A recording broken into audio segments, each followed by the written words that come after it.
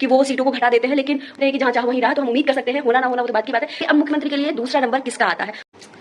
Hey guys, welcome back to my channel Sonija official. कैसे हैं आप लोग? उम्मीद करती हूँ अच्छे होंगे और मैं भी बहुत अच्छी हूँ।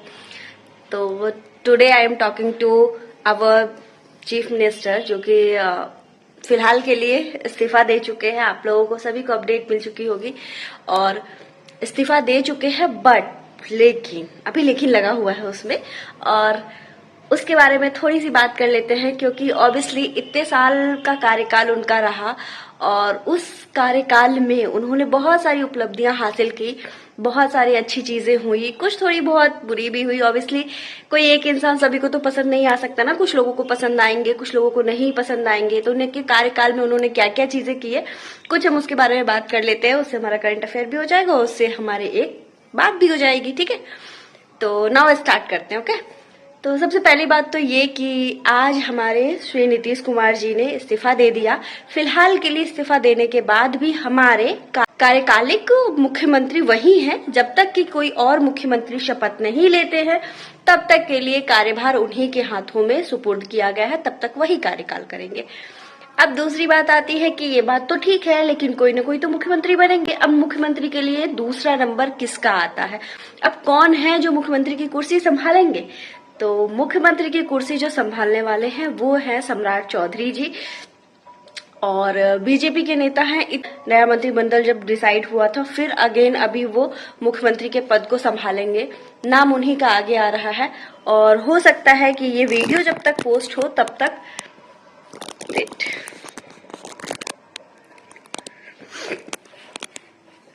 तो मैं ये कह रही थी कि ये वीडियो जब तक पोस्ट हो तब तक वो कार्यभार ले चुके होंगे, क्योंकि ये अभी मैं शूट कर रही हूँ, आज 14 अप्रैल है रात को, तो ये वीडियो कल पोस्ट होगी, तो ऑब्वियसली तब तक तो हो ही चुके होंगे। और दूसरी बात मैं ये कहना चाह रही थी कि उनके कार्यकाल में इतना समय हुआ, 20 साल के कार्यकाल में वो एक ऐसे मुख्यमंत्री हैं जो कि आज तक ऊपर से नीचे तक नीट एंड क्लीन है। उनके ऊपर कोई भी करप्शन का दाग नहीं लगा, और ये एक मुख्यमंत्री के लिए बहुत ही अच्छी और बहुत ही गरिमा की बात होती है। और साथ ही हमारे बिहार के लिए भी एक गौरव की बात है कि इतने समय कार्यकाल भार संभालने के बाद भी, इतने सारे लोगों को एक साथ लेके चलने के बाद भी उनके ऊपर कोई दाग नहीं लगा। भले उनको कई नामों से बुलाया गया, वो उनकी अपनी थी, और ऑब्वियसली मैंने पहले भी कह चुकी हूँ, अभी भी कहती हूँ कि सबको हम खुश नहीं रख सकते, तो इसीलिए कुछ लोग नाराज होंगे, कुछ लोगों को अच्छा लगेगा, कुछ लोगों को बुरा लगेगा, तो सबकी अपनी अपनी राय होती है। लेकिन हाँ, ये बात से कोई नहीं जो पीछे हट सकता है कि ये उस दौर के नेता है जिन्होंने वो अपने सारे सिद्धांतों को रखते हुए उन्होंने कार्यभार संभाला, उन्होंने लड़कियों के लिए बहुत सारे काम किए, उन्होंने राज्य के विकास में इतनी सारी चीजें की। क्योंकि जिस समय वो मुख्यमंत्री बने थे उस समय झारखंड हमारा अलग हुआ था, सारे इंडस्ट्रियल एरिया उधर चले गए थे, और उस समय जो बिहार की इंफ्रास्ट्रक्चर थी उस पे काम करना, उसको यहाँ से यहाँ पहुंचाना अपने आप में एक लेवल की बात होती है।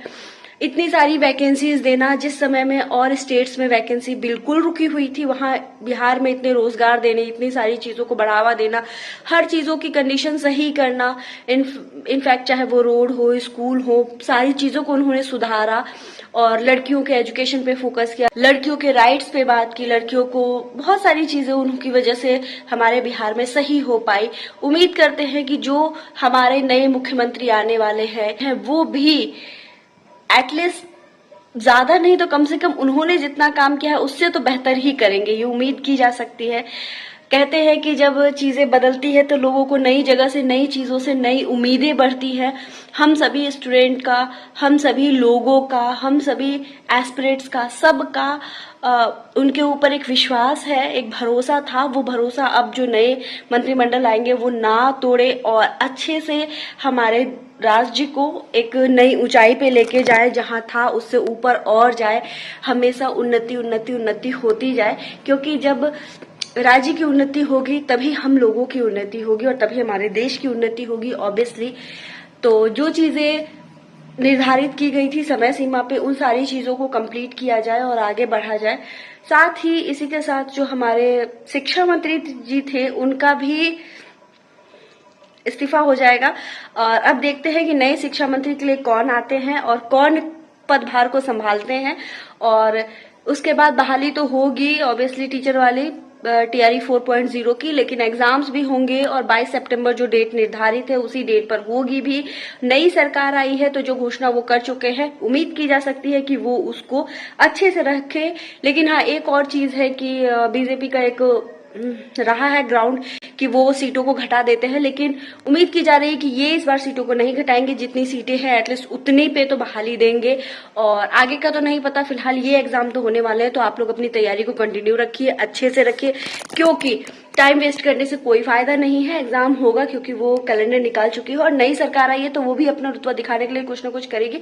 और आने के बाद उम्मीद की जा सकती है कि अप्रैल के लास्ट तक नोटिफिकेशन भी दे दे होपफुली, और नहीं तो मई तक तो दे ही देना चाहिए। यही सोच के एक उम्मीद की किरण होती है, कहते हैं कि जहां चाह वहीं राह, तो हम उम्मीद कर सकते हैं, होना ना होना वो तो बात की बात है, बट हाँ, हमें उम्मीद नहीं हारनी है और अपने काम पे फोकस रखना है, अपने ऊपर फोकस रखना है और एकदम सेंटर्ड होके फोकस करके अपने काम को करते रहना है। और नई सरकार से नई उम्मीदें, देखते हैं आगे क्या होता है।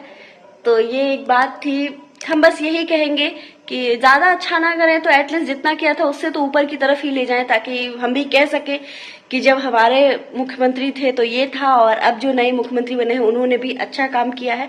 ये हमारी उम्मीदें रहेगी, हर किसी की अपने सीनियर से उम्मीद रहती है, तो वो भी हमारे सीनियर है, इसलिए हमें भी इतनी उम्मीद बनी हुई है।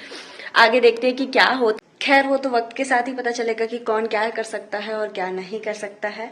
फिलहाल के लिए तो देखते हैं अब क्या क्या होता है, कल किनके हिस्से में कौन सा मंत्रिमंडल आता है, और सब लोग कल शपथ ग्रहण भी करेंगे।